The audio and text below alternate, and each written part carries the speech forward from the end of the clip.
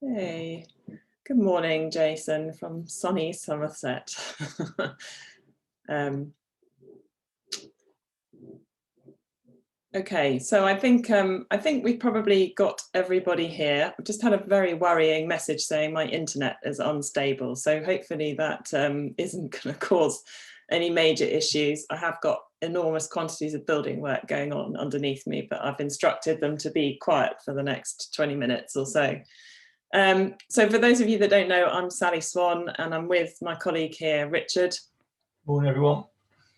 Excellent. So for those who haven't attended these before, these are our much loved modules. So sort of small bite-sized training sessions that we're going to offer on a monthly basis.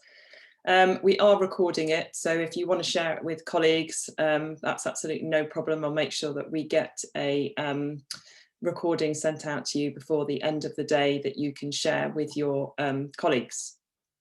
So just a little bit of housekeeping. If you want to ask us a question, then feel free to interrupt at any time. And just if you use the chat box rather than the Q&A, because I think the Q&A only Richard and myself can see that. But if you use the chat box and just select panelists and attendees where it says two, then everybody can see all the questions asked. It just means that, everyone can see what's being asked of us. And Richard and I will try and respond to those questions kind of as we go along. And if you want to ask us something about the topic that we're not covering, that's absolutely fine. Feel free to ask away. So this morning's session, we are going to be covering everything charity based. So how to add a charity for your families to support, which charities can be added, and also offline donations and running reports. And I'm going to hand over to Richard shortly, and he'll talk you through all those bits and pieces. But firstly, I just wanted to give you a little bit of an overview of how things work on the sort of charity side element of our service. So we've got over 5,000 charities listed on our service, and that's charities and charitable causes. And by charities, I mean UK registered charities, and by charitable causes, they can be care homes, scout clubs, some churches, so charities that don't have a UK registered charity number. And we added that facility in quite recently because there was a strong desire for people to be able to support charitable causes, and it's been really popular. If your families want to fundraise for other things like memorial gifts, park benches and funeral costs, then they will need to create a GoFundMe page or something similar. We can't fundraise for those types of costs.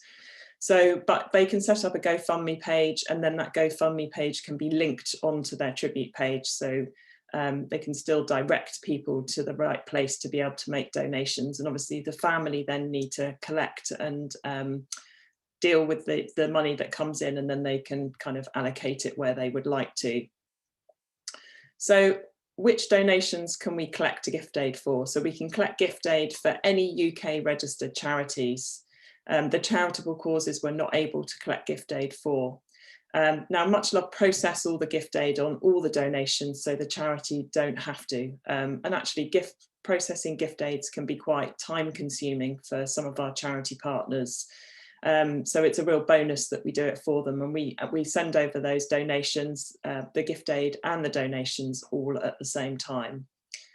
Now, the last thing I wanted to bring up, which has come up quite a few times, is over the last sort of year, we've all been sharing, dealing with support calls, and I've had this query a few times actually, so I wanted to just highlight it today, that when a family choose to support multiple charities, which is absolutely fine, they can select to support any number of charities, the donations aren't split equally between those selected charities. It's up to the donor to choose which of the selected charities they'd like to support. So if the family are very adamant that they want the donations split equally, then the best thing to do again is for them to set up a GoFundMe page, and then the family have control of how the donations are split across. So I'm now going to hand over to Richard in sunny Surrey. I think hopefully it's sunny everywhere today. And he's going to talk you through the sort of nitty gritty of how things work on the actual platform. Yeah, thank you, Sally. It is indeed very sunny down here in Surrey. I'm sure it is down in Brighton where you are. So without too much further ado, and I apologise for my move my eyes around. I've got twin screens here. I'm just going to share my screen. Just take over from Sally. So you should actually now be seeing. Yeah, we can see the partner area. Yeah, you should be in my partner area. So these should all look very familiar to all of you. And what I'm going to do, I'm just going to very quickly create a tribute that we can then just quickly talk around. Obviously, create a tribute up here on the top right. This one's going to be just to an Anne Jones, female. We'll just quickly add a picture.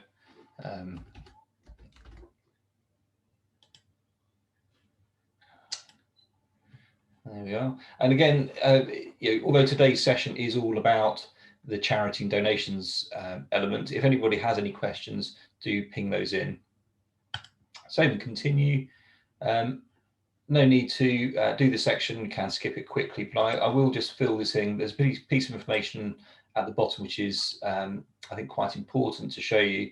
So just add a funeral date, very early funeral, add in a location, and at the bottom of this page there is this box here, and this often gets missed out. This is the explicit donation instructions, and it could be sort of quite a simple message.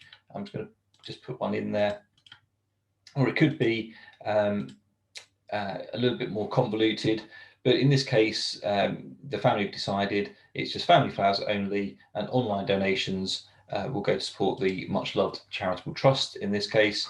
In fact, I will just add in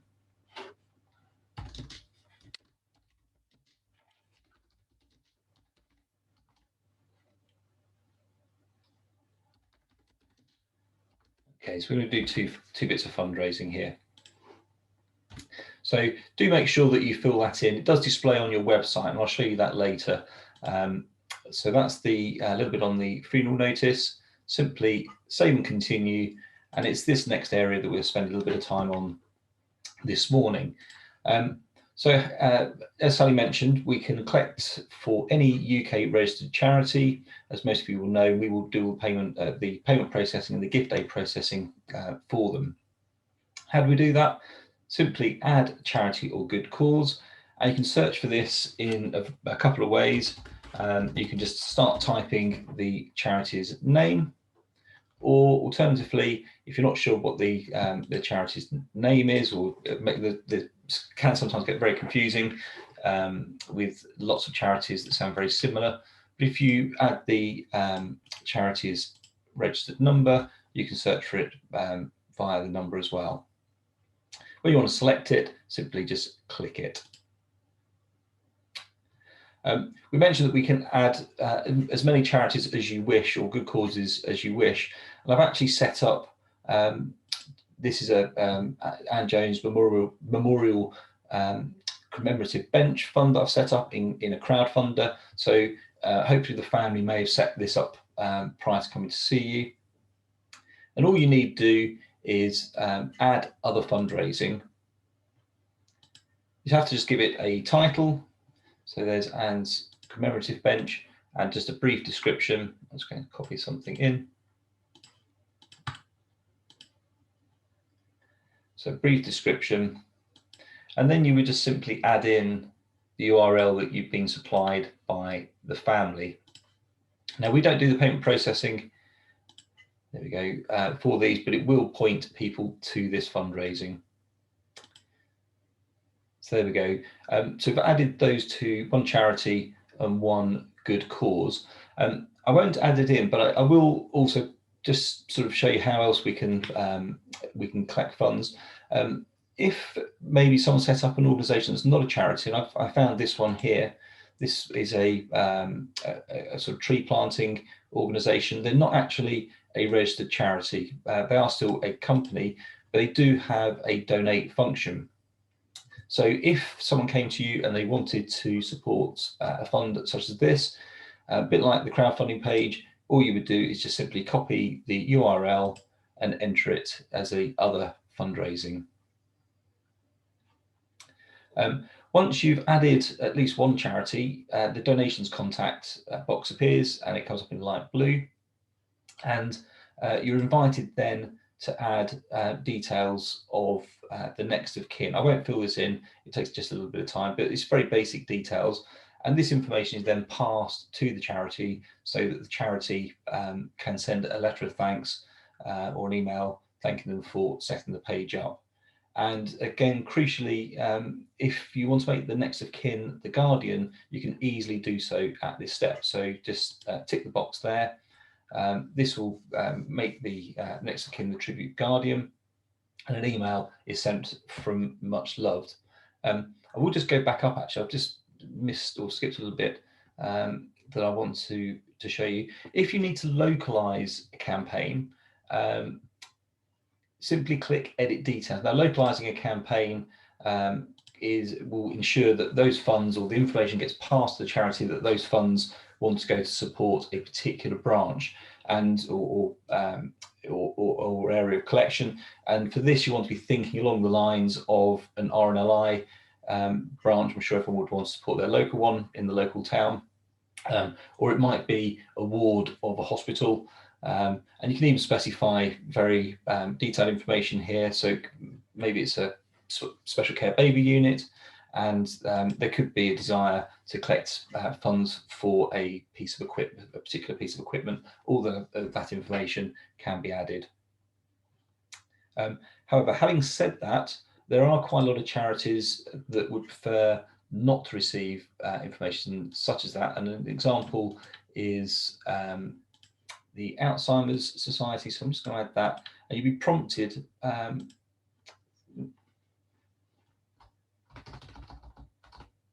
Alzheimer's Society.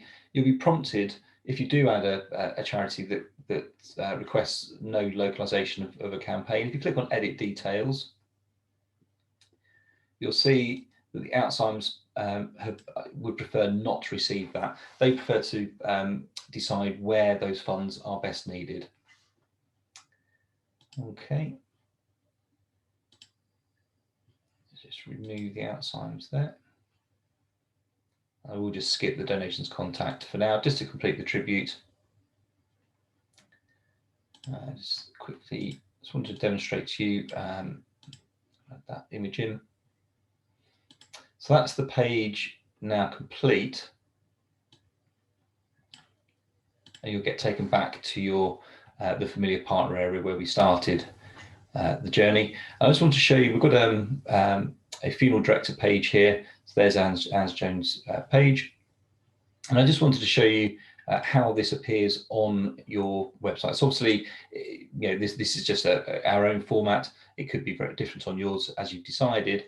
I just wanted to show you, first of all, where the donation message appears on your service details. So there's that descriptor that you have at the bottom of the funeral notice.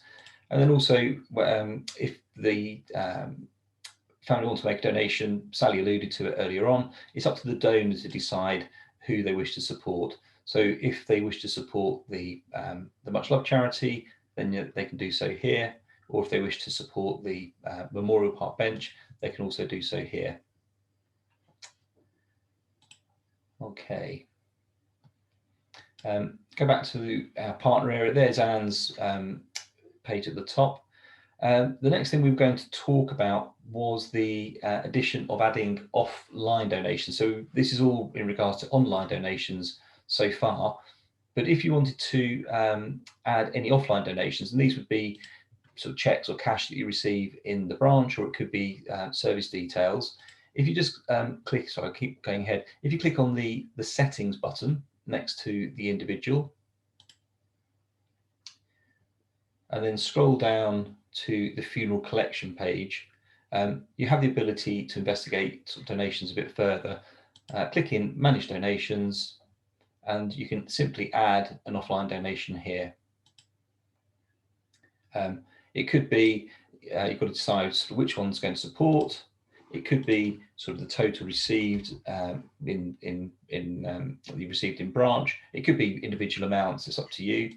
So we would just do it from the funeral director and add that donation in. It could be maybe 5 donations from the individuals that have made those donations, if you wish to do so. And that has now been added to her page.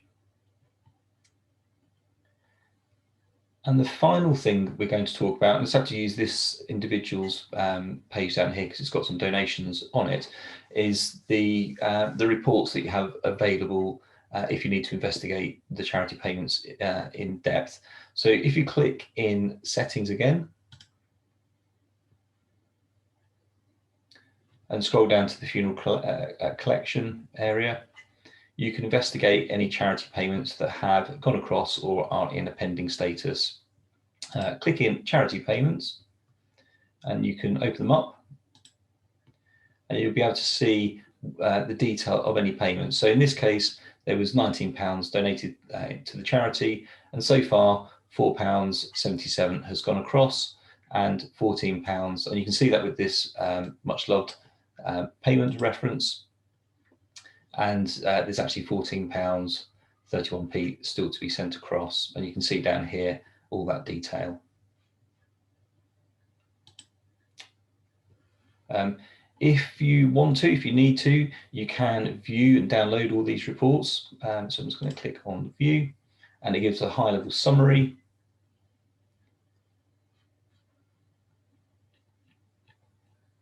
There. Of how much has been donated, and in more detail here as well. And this includes any fees that have been deducted.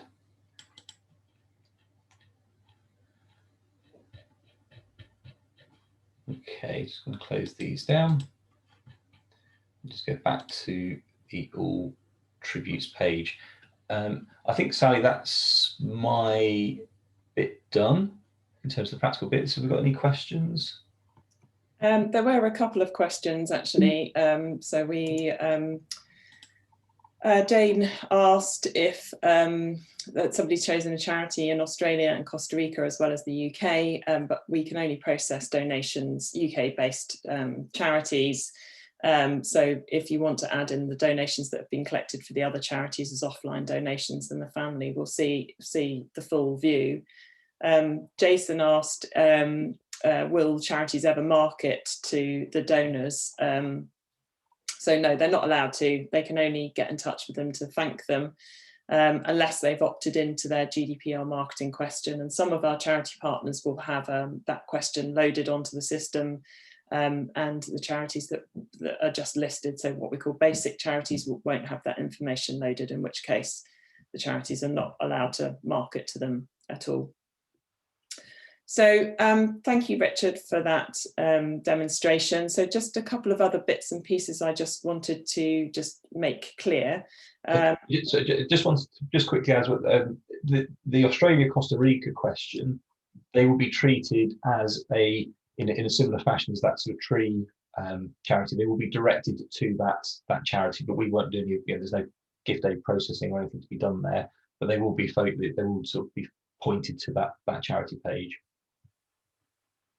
Excellent. There's a question from Sam as well. Rich, would you like to answer that one for us? It's probably an acknowledgement letter, do funds receive list. It depends very much on the charity. We pass the information to the charity. What they decide to do with it and how they then correspond with individuals varies from one charity to another. So some might and do, and others don't and won't.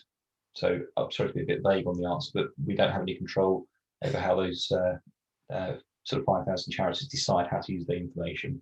I would have thought most charities would just send an acknowledgement letter that an amount has been given and wouldn't then include the donor information. I think that would probably go against their regulations.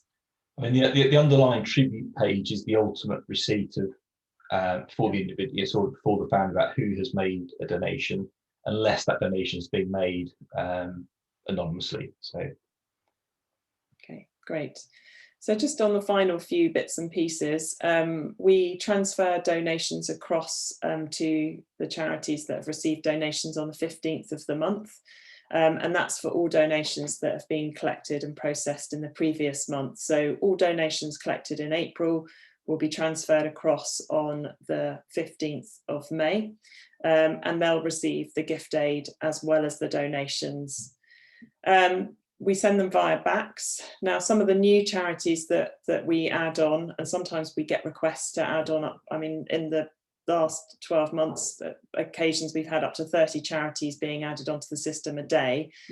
So it can take a little while to get hold of their bank details. So there can be a small delay when a new charity has been set up, but we aim to send them all via BACS, all the donations via BACS. In terms of what information charities receive, we're incredibly transparent and we send them as much information as we possibly can. So they get a full breakdown of the donation, the date it's made, the amount, the gift aid, and any fees associated with that donation. We give them the donor information unless that person opts to be anonymous. We send over the special instructions, which Richard has talked about, so that the charity know if the donations are need to be restricted. We send over the tribute owner information so they know who to thank, and we send them funeral contact details as well, if they sometimes occasionally they might be different from the tribute owner, and also details of which tribute the donation relates to, so obviously they can have a full picture and know exactly who they're thanking. So Claire has, I think that's kind of covered it all. So I can see there's one more question. Claire has asked, can the email address be non-mandatory for the thank you process? I'm not entirely sure I understand what you mean for that. It is a compulsory field in the contact details. Oh, I see. For the to add a donations contact, that's so that we can contact them if need be. At the moment, it is a compulsory field. Well, yeah, when somebody's setting up a tribute page, the thing that we really need is the email address so that we can send them the details of their tribute. So one final thing I wanted to take this opportunity while I've got a little bit of an audience was just to kind of give a bit of a plug for a webinar that we are running next month. It's happening on Wednesday, the 5th of May at 4:30. And Much Loved are just sponsoring it. Jerry King of Funeral Director Websites will be sharing his wisdom.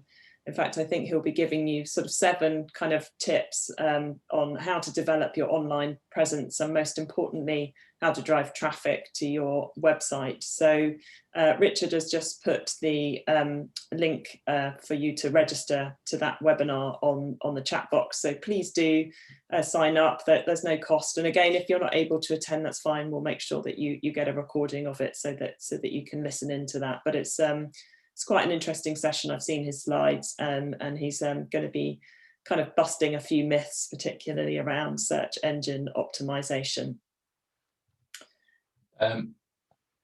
So Sam has just asked the question about the payments going across on the 15th for the previous month, and whether or not those that closes off the donations. So it doesn't know. So if people make a donation on the 30th of the month, that payment will be sent on the 15th of. So let's say someone makes a donation on the 30th of April, that will go off on the 15th, or the nearest business day to the 15th of May. If someone then makes a donation on the 1st of May, that will go off on the 15th of June. So it never closes. As for the charity sending multiple acknowledgements, oh, Sally, I'm going to defer to you. I think a lot of charities get in touch to start. If they've got the contact details, they'll get in touch with them to start with to say thank you for selecting to support them. And they might do that by leaving a message on the actual tribute page. And I think quite often charities will wait about 3 months and then send a thank you. So they've got the sort of full amount of donations that have been collected. They all do it ever so slightly differently, so it's difficult for us to say exactly what their kind of process is. Yeah, but hopefully that helps you a little bit with an answer to your question. But the ability to make donations stays for as long as the page is open. So if someone wanted to donate on an anniversary or a significant date, or wish to continue with regular giving or setting up an event in the future in memory, they have the ability to do that. And also all the payment processing is all carried out via that page and obviously via us. Excellent. Right. Well, so thank you very much, everyone, for joining us this morning. We'll make sure you get details of our next session. I haven't got a date for it yet, but we'll make sure we send that out on emails, and account managers will also share that information with you. But great to see everyone. Thanks again for joining us this morning, and hope to see you soon. If anyone's got any suggestions or desires for any sort of future content, then just let us know. Otherwise, have a lovely day. Brilliant. Great. Thanks. Have a great day.